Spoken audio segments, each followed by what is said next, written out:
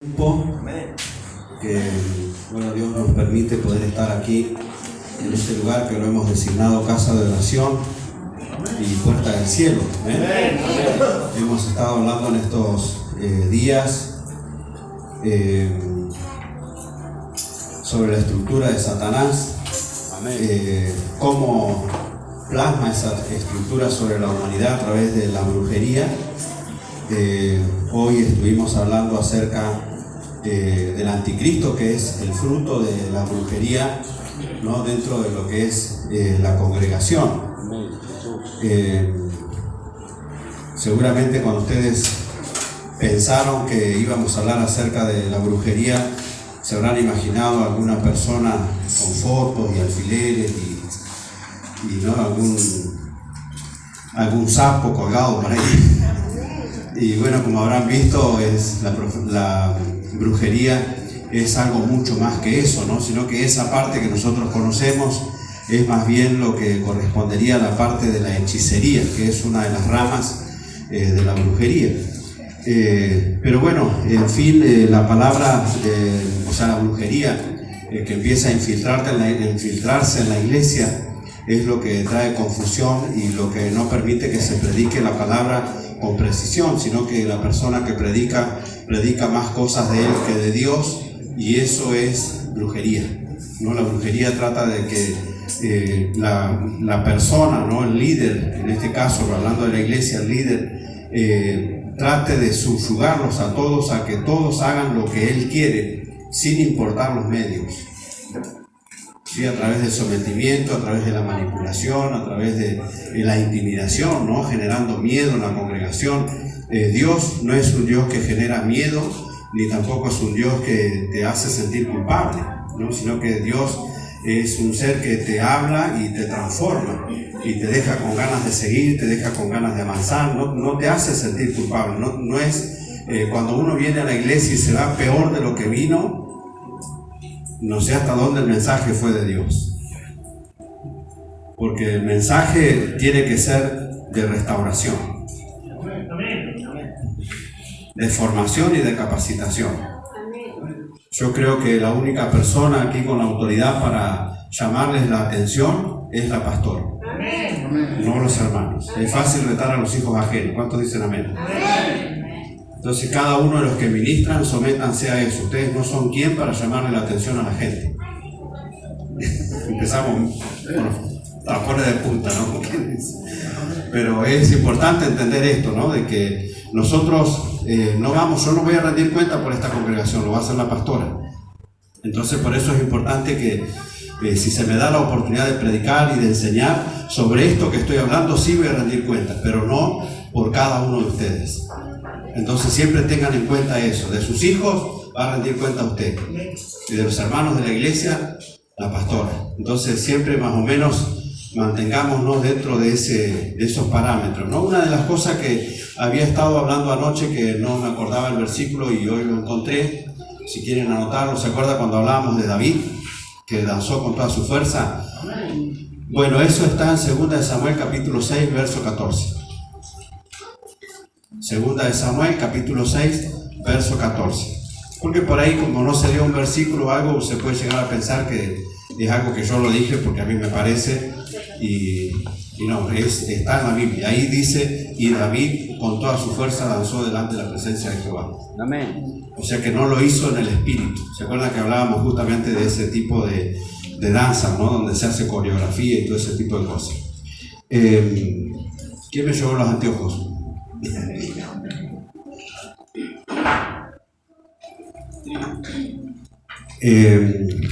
Hoy quedamos a la mañana en Apocalipsis capítulo 21, versos 7 y 8. Apocalipsis 21, vamos a hablar de la victoria de la iglesia.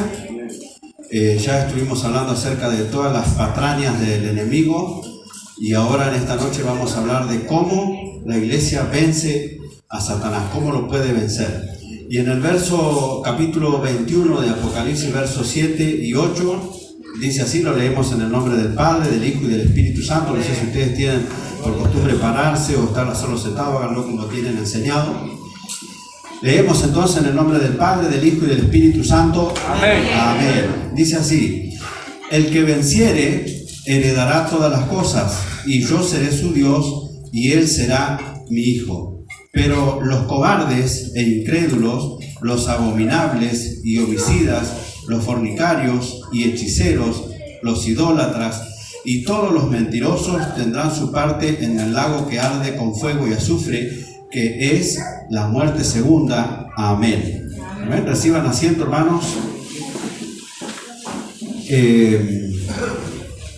También en Romanos capítulo 12, verso 21, hay otro pasaje ahí que afirma esto de que las promesas de Dios son para los vencedores. ¿Cuántos son vencedores?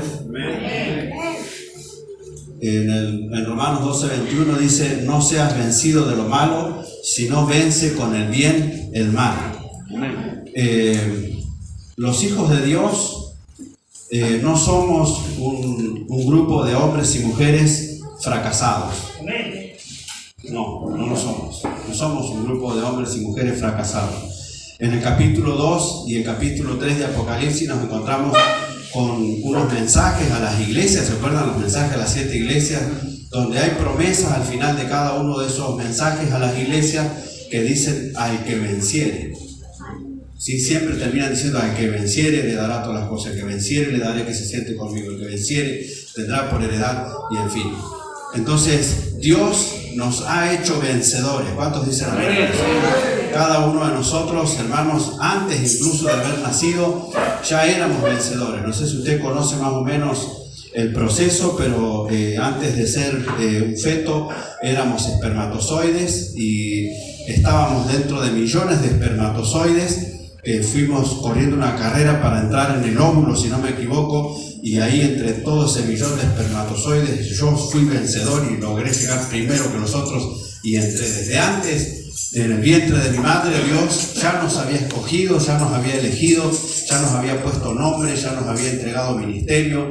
De hecho, antes de que todas las cosas fuesen formados, Dios ya tenía un propósito con usted y conmigo. ¿Cuántos dicen amén a eso? Con sus hijos. Hay hijos que todavía están sobre sus lomos, los lomos de ustedes, los míos no, sobre sus lomos, que van a nacer y que seguramente van a impactar a generaciones y a naciones, pueblos y ciudades a través de la predicación de la palabra de Dios, a través de la música, a través de la profecía, a través del evangelismo, a través de la radio, a través de la televisión. Los medios de información que existen hoy en día van a ser aumentados. Ahora tenemos algunos, ¿no? Facebook, Instagram, Twitter, bueno, habrá otros más que van a agregarse, y eso a nosotros nos es un arma a favor, ¿sí? Porque dice que el fin vendrá cuando el evangelio sea predicado en todas las naciones del mundo y hasta el fin del mundo. Ahí entonces va a ser la venida del Señor. Entonces, ¿cuántos quieren irse con el Señor? Amén. Tendríamos que estar desesperados por predicar la palabra para que se termine de predicar el evangelio en todas las naciones de la tierra, para que venga el Señor y nos vayamos. ¿Cuántos dicen amén a eso? Yo quiero irme con el Señor y sé que ustedes también, pero tenemos que luchar en esta vida, ¿no? En este tiempo difícil, es peligroso, dice la palabra de Dios, tenemos que luchar. Y bueno, es ahí donde se cumple, ¿no? Que el cielo se hace fuerte y solamente lo arrebatan los valientes. Y es así que Dios entonces nos hace a nosotros valientes, nos hace, usted no diga que no entiende, que no sabe, porque la Biblia dice que si hay algún inteligente, que busque a Dios. Y si usted está aquí hoy sentado es porque no es ningún sonso. Sonso es el otro que está perdido, que cree que porque tiene un título ahí en la pared más que nosotros. ¿Me va siguiendo o no?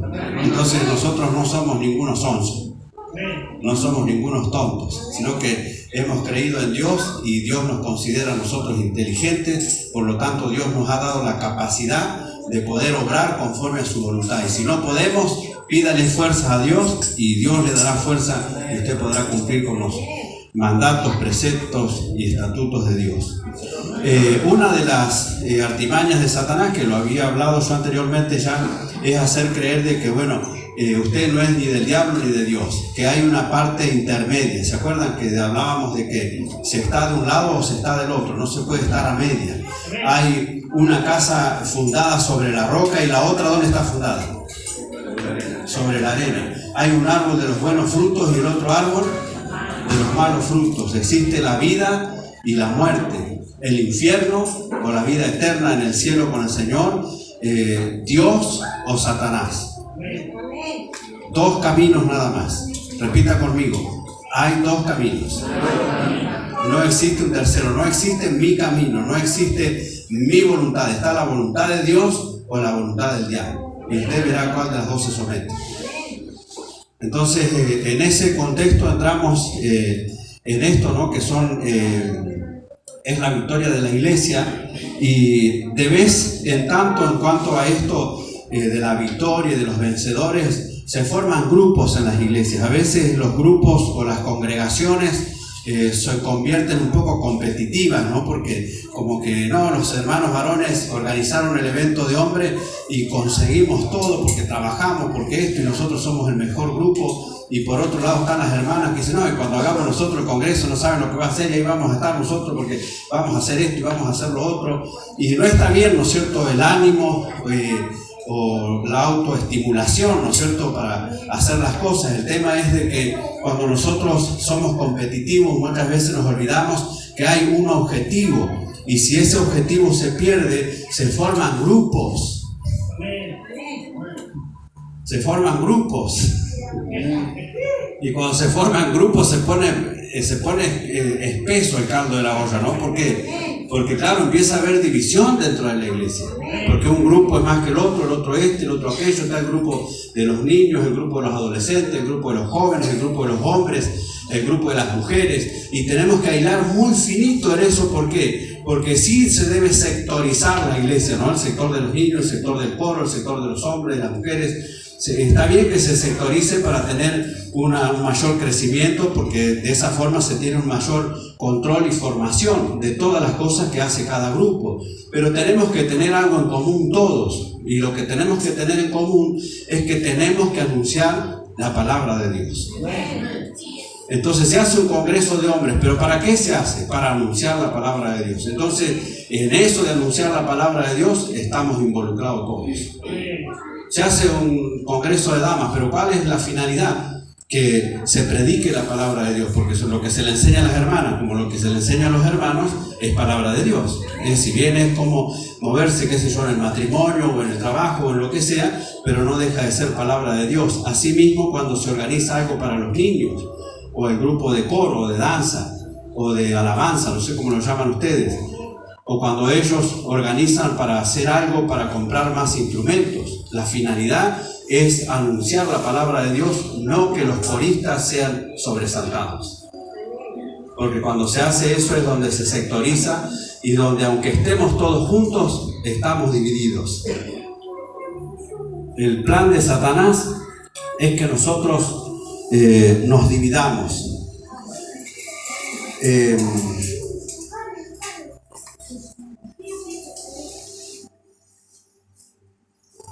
Vamos a buscar en Colosenses capítulo 2,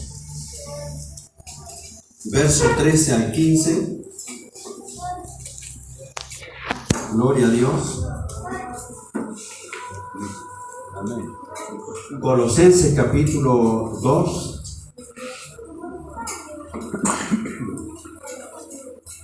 Amén. Verso 13. Amén. Al 15. Amén, Jesús. Gloria a Jesús.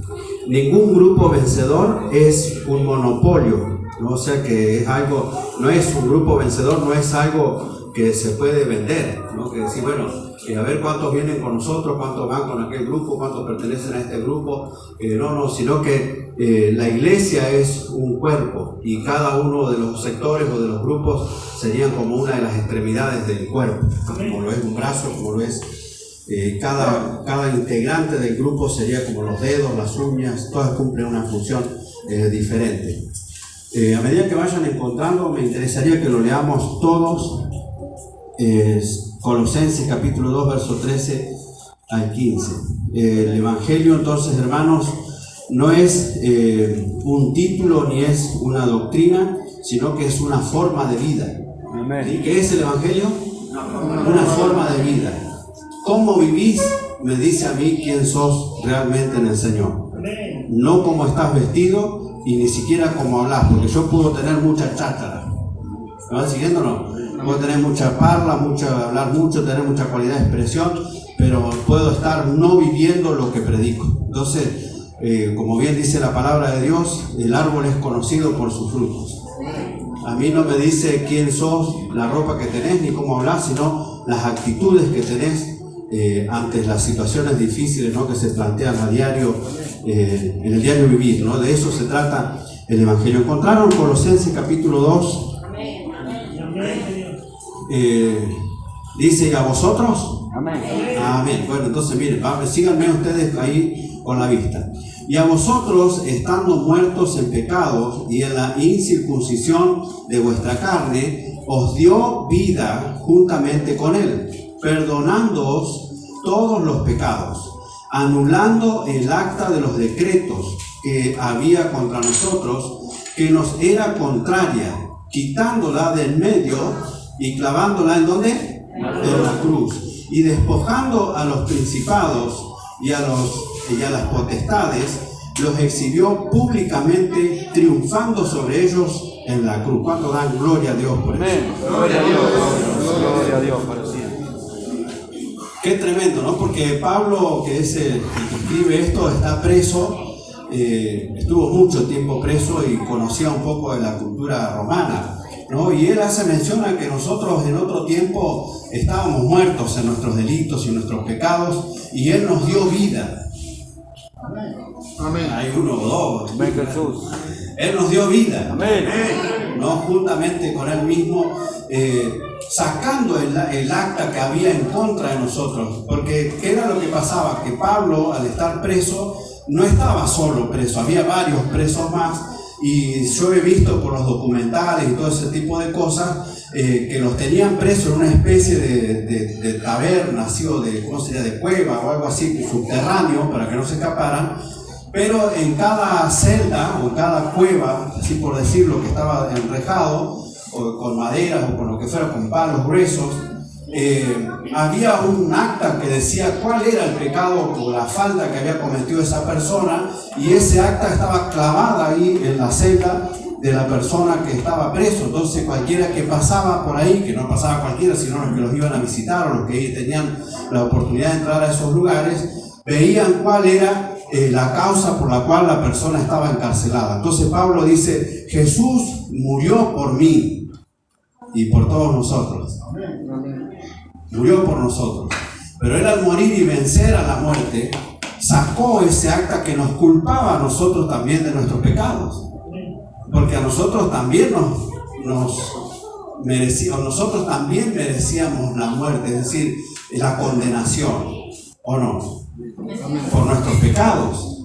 Pero ¿qué hizo Jesús por nuestros pecados? Sacó el acta esa, y ya no hay una causa que se pueda poner donde nosotros estamos, porque Él murió en nuestro lugar. Entonces dice ahí que Él sacó ese acta del medio y la puso o la clavó en la cruz. ¿De qué forma Jesús sacó ese acta? Bueno, acá dice que anulando el acta de los decretos que había contra nosotros, que nos era contraria, quitándola del medio y clavándola en la cruz, y despojando los principados y las potestades, los exhibió públicamente. O sea, ¿qué era la otra cosa que vio Pablo que acontecía? Cuando llegaban los generales de las guerras, recuerde de que los romanos era un imperio, ¿no es cierto?, que iba en crecimiento y que iban tomando territorios y países y naciones, e iba creciendo. Entonces los generales que volvían del frente de batalla venían con los enemigos vencidos. Sí, venían con los otros generales y militares que habían vencido, los traían prisioneros, y también en algunos casos hasta traían animales y algunas cosas que en Roma no existían. Entonces traían a los militares vencidos, a sus enemigos vencidos, y cuando llegaban a Roma se los montaba en un carro, y ese carro era tirado por un caballo blanco, y el general iba en ese caballo, en ese carro, y detrás de él iban todos sus enemigos vencidos, y todo el pueblo, hermano, todo el pueblo salía a las calles a tirar laureles y a tirar hojas de rosas y a festejar la victoria de ese general. Dice el apóstol Pablo que él nos da a entender a nosotros de que de esa forma Jesús en la cruz exhibió a los enemigos públicamente. Jesús, y quiero que use un poco la imaginación, en ese momento en la cruz Jesús se está paseando en un caballo blanco con todos los filisteos, los romanos, con todos los enemigos, con todos los diablos, los demonios vencidos, con todos nuestros temores, con toda nuestra tristeza, con toda nuestra angustia, con todos nuestros adulterios, nuestras fornicaciones, nuestros vicios, todos los pecados que nosotros teníamos y nos tenía a nosotros por vencidos. Jesús los venció y Él los exhibe públicamente ahora mismo en este lugar. Deberíamos estar saltando de contento y festejando porque Él es nuestro vencedor. Él es el que nos trajo la victoria. Él es el que nos hace a nosotros vencedor. De esa forma Él se considera vencedor. El apóstol Pablo lo ve a Él porque ve cómo usa una tipología, ¿no?, de cómo lo hacían los romanos, y Él dice: de esa misma forma Jesús sacó el acta que había de mis pecados, la clavó en la cruz y exhibió a todos nuestros enemigos públicamente, los avergonzó. Imagínense la vergüenza de esos generales y militares, oficiales de los ejércitos, soldados que eran llevados prisioneros, esclavos, vencidos, siendo avergonzados por toda una nación, por todo un pueblo. ¿Cuántos son pueblos del Señor? ¿Cuántos festejan de tener un Dios vencedor? Un Dios que está montado sobre un caballo blanco y que noche a noche se pasea delante de nosotros, exhibiendo a nuestros enemigos vencidos. ¿Cuántos dicen amén a eso? Vencidos. Exhibiendo a nuestros enemigos vencidos. Nosotros tenemos, ¿no es cierto, hermanos?, la hermosa bendición, ¿no es cierto?, de que Jesús, hermanos, en la cruz nos libertó de una forma extraordinaria, porque no era tanto la forma en la que se festejaba o la forma en que lo hacían, que iba en el carro, que llevaban los enemigos, sino que lo que más resalta es la forma en que se festejaba el triunfo. Por eso que hablábamos en las reuniones anteriores que en la iglesia se debe predicar acerca de la cruz. Se debe hablar acerca de Jesús. Si nosotros queremos ser una iglesia que va de triunfo en triunfo. ¿Cuántas veces habías escuchado esta ilustración que acabo de darte? Posiblemente la primera vez para algunos. ¿Verdad? De esa forma. O sea, fíjense qué importante, porque usted ahora dice: ¿qué me viene el diablito a mí a querer? Si Jesús lo exhibió, lo avergonzó delante de todas las potestades y todas las deidades del cielo, y los avergonzó, y nosotros, todos nosotros encima, todos ahora lo sabemos. Entonces, miren, no sé si ustedes se recuerdan cuando Jesús se encuentra con el endemoniado gadareno. ¿Cuántos demonios tenía? ¿Se recuerdan? Legiones, en plural. Una legión, si no mal entiendo, son 1000 soldados. Tenía legiones, o sea que tenían miles de demonios. ¿Y saben cómo lo libertó Jesús a ese hombre? Diciéndole a los demonios: id. Id. O sea, ni siquiera necesitó mencionarlos. Solamente con decirles: id a ese acto de cerdos, salir de él, los demonios obedecieron, y miles de demonios aquella tarde fueron destruidos juntamente con los cerdos, ¿no? Que los cerdos no tenían nada que ver, pobrecitos. Si hubiéramos comido unos lechoncitos más o menos. Pero lo que voy, miren, si el poder de Dios tan sencillamente, con una simple palabra ir, puede libertar a una persona de miles de demonios, ¿cómo es que nosotros a veces tenemos que tomar una pastilla porque no damos más del dolor de cabeza? Ahora sí que se me abre todo. ¿Dónde está el poder de Dios? ¿No? ¿Dónde está la libertad? ¿Dónde está la autoridad? ¿Dónde está la iglesia triunfante? No, miren, no los estoy jugando de nada, sino que les quiero hacer ver de que nosotros tenemos armas poderosas que Dios nos ha dado, y no las estamos usando. Es como que vamos a la guerra y tenemos una ametralladora, tenemos una ametralladora antiaérea, tenemos una ametralladora, un lanzacohete, tenemos de todo, pero ahí está, lo tenemos todo amontonado ahí, los enemigos nos están jodiendo a cuetazos y nosotros miramos el armamento, qué poder que tiene la magia esa. Ay, vos porque no has tirado con el lanzacohete, pero nadie tira. Es que yo hoy era que decía, o anoche no me recuerdo, que decía que los demonios se tienen que manifestar en la iglesia. Reprenda a los demonios. Enfréntelo, no les tenga miedo. ¿Qué le pasó? Después que usted reprenda, ¿no? Después que los ministre, que los tenga que ministrar, pero por lo menos que se manifieste, porque si está el poder de Dios, los demonios no pueden resistir la presencia de Dios. Allá Víctor, ¿sabe lo que le pasó a Víctor? Una oportunidad fue a una librería a sacar fotocopias y estaba sacando en la cola, y creo que estaba escuchando una alabanza, ¿no? Víctor, algo así, estaba escuchando una alabanza, y él estaba en la presencia de Dios y glorificándose Dios en su vida, y la señora o la chica que estaba delante se manifestó.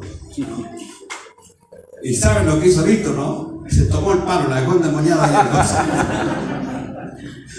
Pero o sea, ¿qué es lo que quiero decirle con esto? Que eso da testimonio de que Dios está con usted. Después, ¿quién lo va a ministrar? Bueno, eso ya se va a encargar Dios, si lo va a ministrar usted, la pastora o quien sea, pero lo importante es de que cuando como decíamos sobre Daniel, qué tremenda oración que hizo Daniel para que Dios envíe un ángel, Satanás envíe otro ángel, Dios vuelve a enviar otros ángeles, y se haga una semejante guerra de ángeles en el cielo, que parece estuviéramos los Power Rangers más o menos, ¿no? un montón de poderes peleando en el cielo a causa de un hombre que dice que desde el momento en que él dispuso su corazón en entender y humillarse. Miren qué sencillo. Estar dispuesto a entender y a humillarse provoca oraciones que conmueven los cielos. Pero nosotros por ahí oramos y dice la palabra: pedid y no recibís, porque pedís mal. ¿No? Qué tremendo, ¿no? Porque a veces nosotros oramos a Dios y le pedimos a Dios: si es tu voluntad, Señor, sánalo. ¿Y usted qué cree? ¿Que Dios quiere que siga enfermo? Por supuesto que es la voluntad de Dios sanarlo. Es más, en la cruz dice la palabra de Dios que Él se llevó todas sus enfermedades. Una de las cosas en las que dice: ahora para obtener la victoria, Jesús hizo dos cosas. Primero, quitó de nosotros la culpa. ¿Sí? Se recuerda que decíamos hoy: no se sienta culpable. Jesús lo perdonó. ¿Cuántos creen que Jesús lo perdonó? De verdad, ahora en esta no me digan amén por decir. ¿De verdad ustedes creen que Jesús los perdonó? Sean sinceros en eso. Porque si ustedes creen que Jesús no los perdonó, entonces va a ser muy difícil que usted pueda perdonar a su hermano.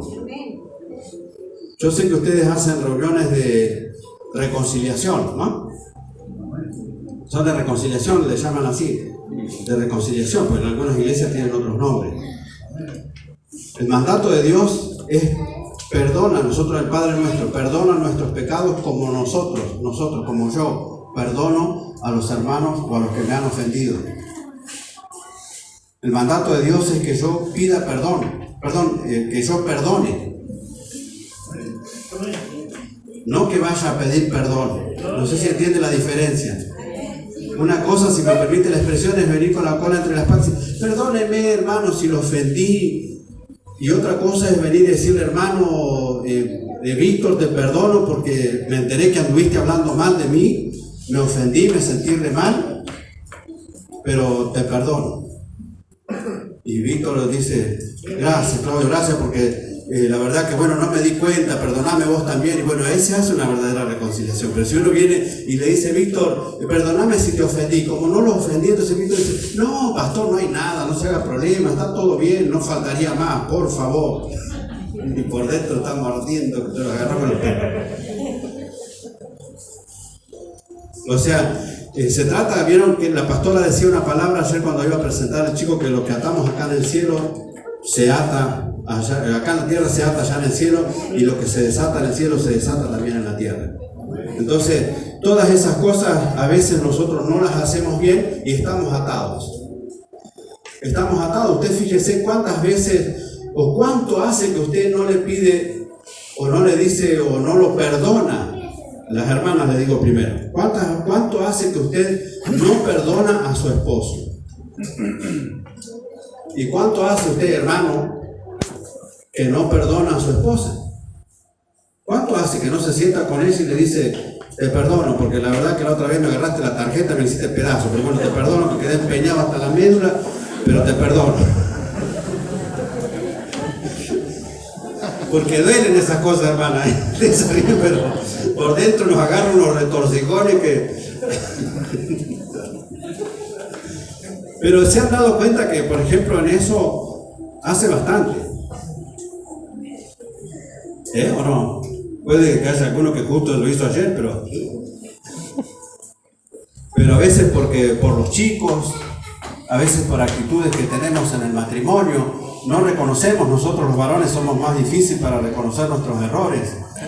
A nosotros nos cuesta más a veces perdonar o reconocer que nos equivocamos, ¿no? Porque nosotros en vez de pedir perdón decimos, ya me las va a pagar esta, ya la voy a agarrar nomás, a fin de mes la voy a agarrar mansita, la voy a agarrar.